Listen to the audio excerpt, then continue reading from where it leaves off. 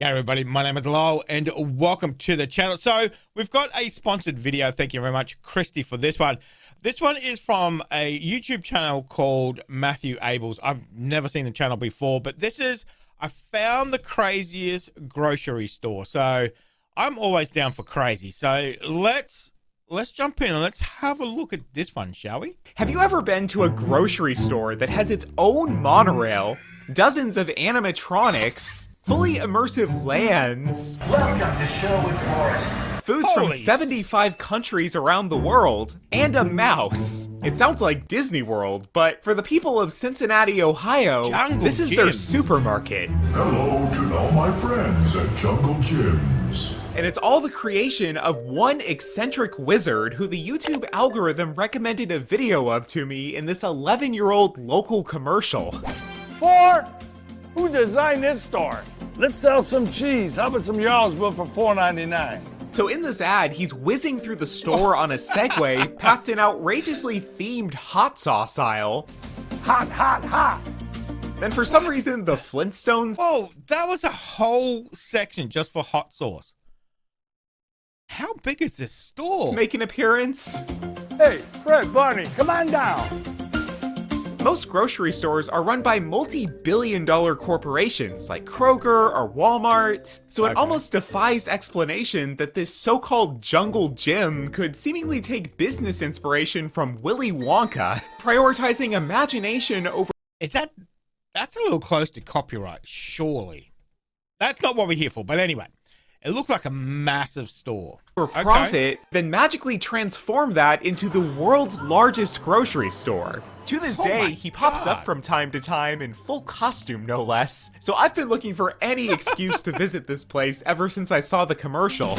Come on in. So when Frontier Airlines recently offered a $19 flight to Cincinnati, I flew 1,600 miles just to go to the grocery store. Wow, for 19 bucks? Driving into Jungle Gyms for the first time was an experience of its own. My first glimpse was this 80-foot-long sea serpent, which I saw from the road, and I turned in here assuming it was the entrance. But it turns out this is just the back, where the truckers come through to make deliveries. So I pulled around until I found the monorail, which I plan to ride into the store. I'm actually really excited to ride this because, like, how many supermarkets have their own public transportation system? However, what I hadn't anticipated is that it wasn't busy enough to stay at the store for the monorail to even be in use. But based on footage I later found from when it was running, the monorail moves so slow that I think it'd be significantly faster just to walk inside. But eventually I did make my way to the front, where when you enter, you're offered a map, which I assumed would be of the store. Oh my god, how many, unless it's a massive store, offers you a map to go around their store. That's to help navigate the aisles. But instead, it's just a map of the world to emphasize how many international products they sell. For $90, you can buy the world's largest egg laid by an ostrich. You see the size of this thing? Or if I think it's an emu egg's very similar, and I think there are like a dozen eggs or something. you're on a budget, you can pick up a green emu egg for $80. But it's a little hard to focus on shopping when there's marble busts watching your every move, familiar sights around every corner. I think I found the segue from the commercial. A 700-pound block of provolone in the deli known as cheese. The Big Cheese. It is indeed a big cheese. And a mysterious Elvis sign in the paper towel aisle seducing you over to see the store's in-house animatronic lion Elvis impersonator. Come on and do the jailhouse rock a little bit. Let's rock. I'm a huge Elvis fan. That is brilliant. That is brilliant. Now, the entire store is an incredible amalgamation from the mind of Jungle Jim, pictured here in jelly bean form. But who is he really? How can he afford to run this place? And why is he cosplaying as Michael Jackson? Luckily for us, there's a movie theater built into the that's a movie theater. What the hell? Store playing the film of his life story. I always like to do different things. I always like to cross the line, go into other worlds. And I should stay in my own world because then I'd probably have about 35 grocery stores instead of messing around inside here in a monorail station that we bought, 15, 20 years ago. I never used it. Now, as cool as it is for a grocery store to have its own public transportation system, the monorail seems to be a point of financial frustration for Jungle Jim. Because it's okay to have a monorail and whatever, but it's a grocery store. Is it getting properly maintained? You know, et cetera, you know. Gotta think of safety as well. Monorail is such a loser, it's costing me a fortune. Jungle Jim's has 2 locations, and between them, there's a total of 5 monorails. Jungle allegedly acquired them all from the Wild Animal Safari at Kings Island for just $1. But since then, he spent a fortune transporting them, building this gigantic snake-covered station and the elevated track across the parking lot, not to mention fully restoring and insuring them. I paid a fortune for that, and guess what? I don't even know what to do with them yet. 2 of the monorails are currently being used as decorations, 2 of them are in storage behind the monorail station, and only one is sometimes operating to shuttle people from the remote parking lot. But at the entrance to the original Jungle Jim's location, there once were spraying elephant and giraffe statues. Today they're just bathing in a dried up waterfall, so I found it a little odd that they still have a verbal warning on loop to... That's the other thing, you know, you have something like this with all these gimmicks and stuff like that, but if it's not kept up like this, now it just kind of looks a bit like it's kind of a bit, I don't know, it's a bit sad to see it kind of lapse where it's not being used to its full potential, you know, so you don't see the elephant spray. You just walk past and go, well, that's a bit lame. It was also unusual to see a school bus outside unloading. How many schools have field trips to the grocery store? There's so many attractions in this place, people get dizzy when they leave. Inside, you'll find this terrifying can of Campbell's soup trying to sell itself to you from a swing set. A singer named Pedro. And tons of random pop culture references like the Honey section, which is an unapologetic shrine to the Bee movie. Now you might think that these are just porta potties, but no. Through the door, you'll find a full 5-star restroom, which won the award for #1 best in America. I had a lady, she comes in here, you know, with her husband, and he has to go real bad. And she goes, go ahead. And 2 guys walk out. And she goes, well, are you? He goes, I'm not going there. 2 guys walked out of there. But the store wasn't always like this. In fact, Jungle Jim started out with just a small produce stand. Then over the last 53 years, he's added on to it so much that it's become the world's largest grocery store. It could be argued that there's no direct return on his investment to have actual NASCARs adorning the walls as decorations, or installing an animatronic corn on the cob to greet customers. Come on in, folks. But there's so many animatronics and wacky stuff in every corner of the store that I think it's just his way of tricking you into walking by every one of the 180,000 products they have. That's pretty clever. You gotta go see the store. You gotta go see all the animals and stuff for sale, and hopefully get you to buy. Oh, exotic meats: buffalo, elk, guinea fowl, kangaroo, wild boar bacon. I don't know if I'd eat wild boar. I know in Australia they've got problems with issues with worms and stuff. I don't know about across the world, but buy some of them, like kangaroo, camel, alligator. The cost of these exotic items can add up quickly.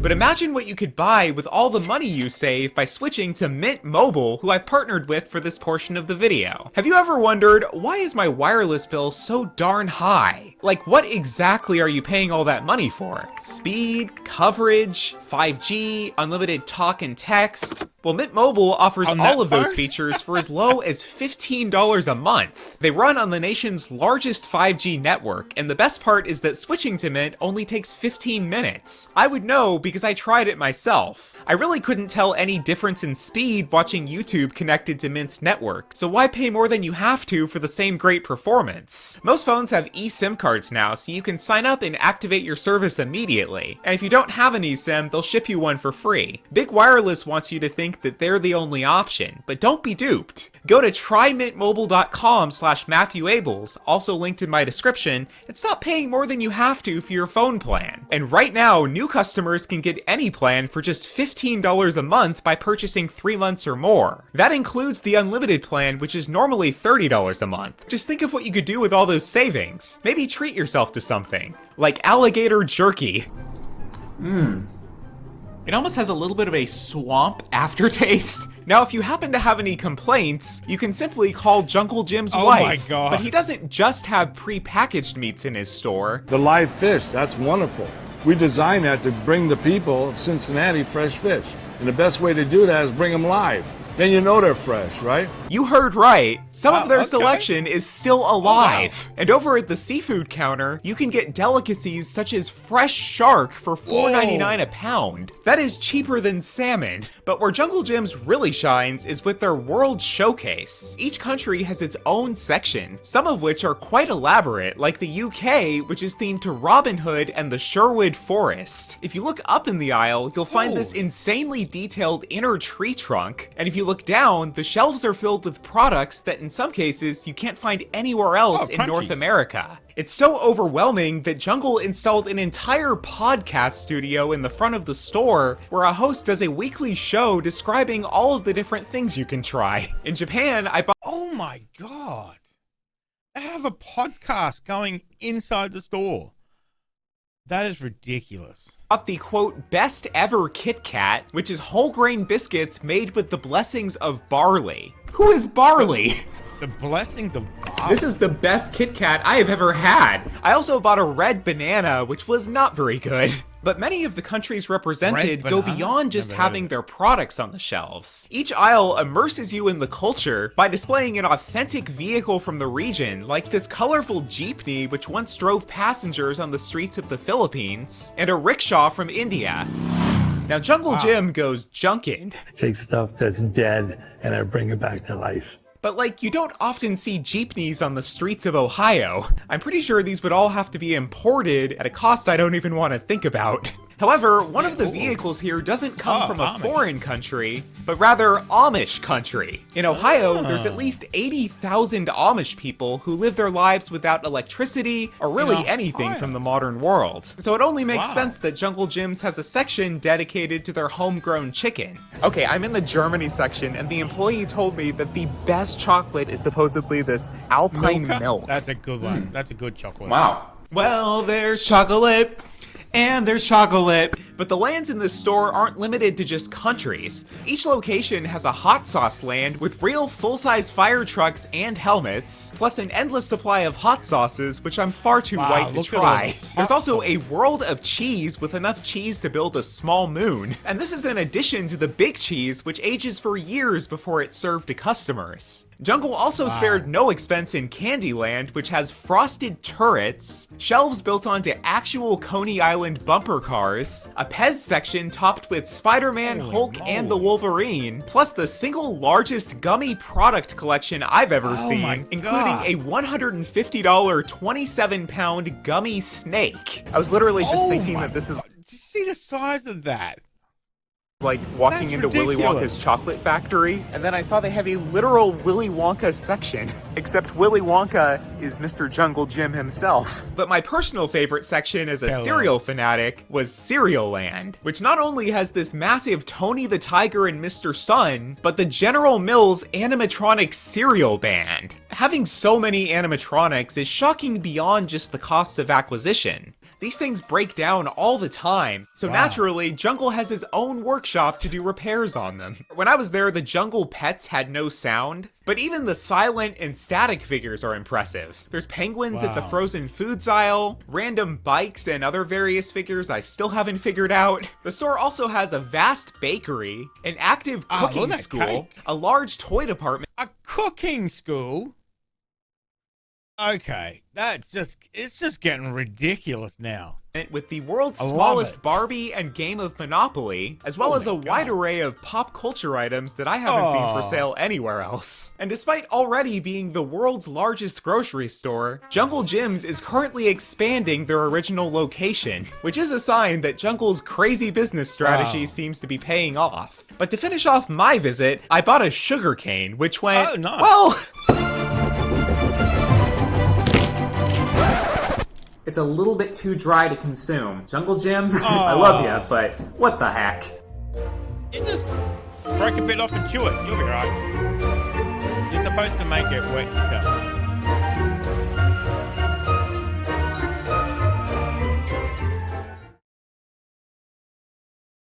Now,